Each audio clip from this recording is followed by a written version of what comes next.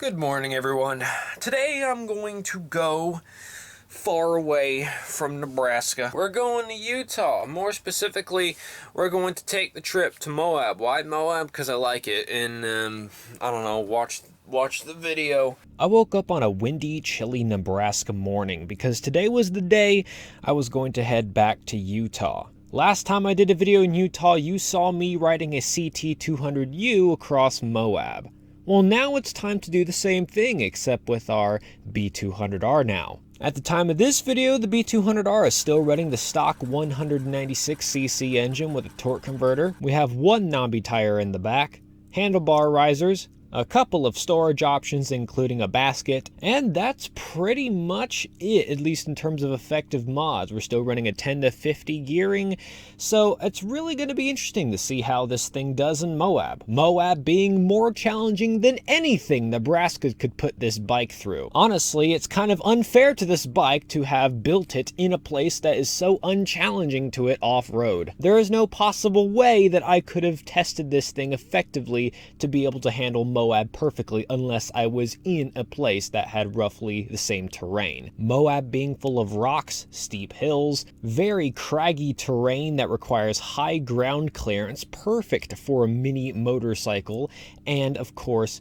mud in the winter season. Now Gracie here is going to be our companion along the way. She will be our guiding light. She will be the overall atlas that we use to make every decision. So I set off on a very windy morning in my 1989 Ford E350 Econoline camper van. It's 23 feet worth of blimp, so as you can imagine, it handled the wind like a sailing boat.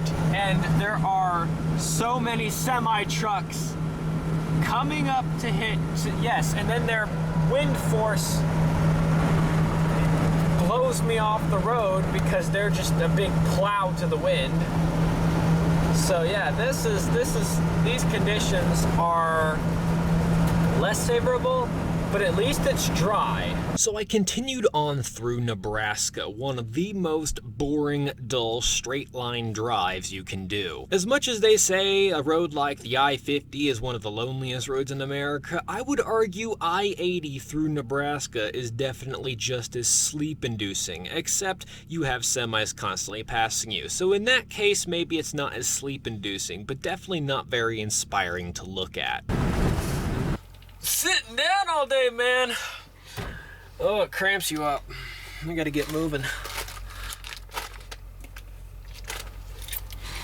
All right, come on, baby. Time to move. You can relax and chill out. I'm gonna go into the Walmart for a second.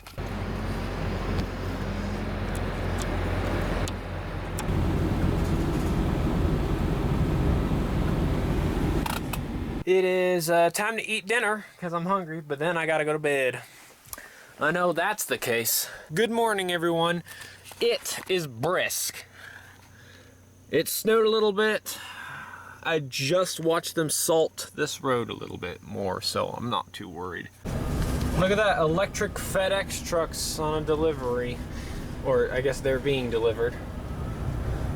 So we got the trash thrown away. We got our litter box cleaned out. And now we're on our way again. Gotta get a little bit of fuel, and then we will make up some distance. I headed towards Cheyenne, not knowing what was going to meet me. Now, what was to meet me at Cheyenne, Wyoming was some very windy conditions.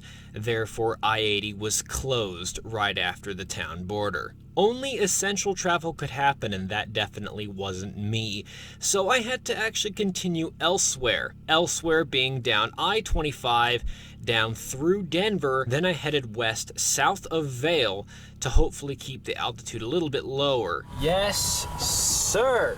This was to overall avoid snow, although I definitely met my fair share of snow travel. Note to everybody going through mountain passes in Colorado, don't ever pull off anywhere that looks even slightly too small, because I just got pulled over for like 10 minutes, and you know, they're asking for, I mean, there's just no ticket, just a warning, checked my license and registration, and he let me go. But god damn it, it's like so particular. I freaking love the West, man.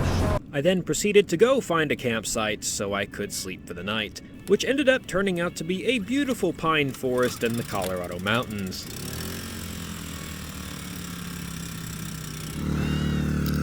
Although it was very peaceful here, I wanted to move on to a less snowy area, being the desert, so I continued on.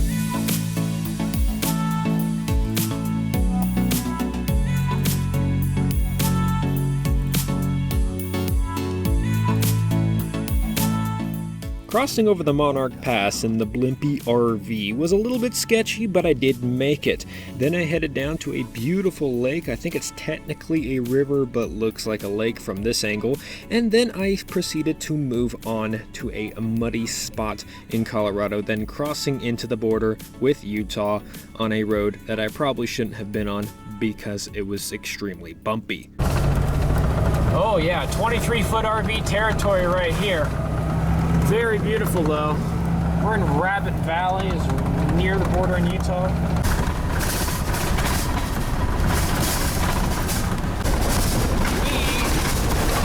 Oh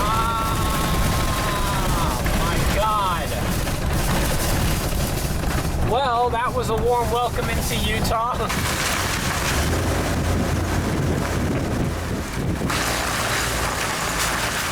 Being that I was kind of surprised that my suspension took the punishment, I proceeded to head back on the smooth roads of I-70 towards Moab. In other news, we are here. I'm gonna pick up some dinner as I am freaking exhausted from all the driving, and I'm gonna get a little more propane, a little more fuel if I need it. Just overall, and also I need to stop at a grocery store for some butter and milk. And then I'll head over to the campsite. To say that the view the next morning was beautiful is an understatement. This is genuinely one of the best looking places on the planet in my opinion. Exploring the trails on the B200R was definitely on my mind, and I couldn't wait to go ahead and try it. Time to see if the B200R and the mods I did to it I know it's going to be better, but I want to see how much better. I want to see how it does here. This is definitely not Nebraska. We got a lot more hills, a lot more loose stuff. It's just off-road, man. This is the place for it. Now, how was the ride? Well, to say the least, it was still plenty bumpy. Even though the B200R has front suspension, unlike the CT200U, it was still bumpy. We did it. Did the Onion Creek Trail on the uphill. Bike did great. That under tray, that little mud plate I did here, that honestly, this skid plate deal, that was a good idea. Just for the fact that it didn't splash a ton of crap in my face, and it kept that engine nice and clean, which also helps cooling. For the people who did tell me on Facebook that, oh, this is going to inhibit cooling, it really didn't actually. It helped keep that engine being caked from mud. And mud is a very good insulator, so we know that that's good. Brake has been used, and this is going to need to be more used, but we'll see how it keeps doing. It's been doing all right. Chains, you know, knock on wood, fine.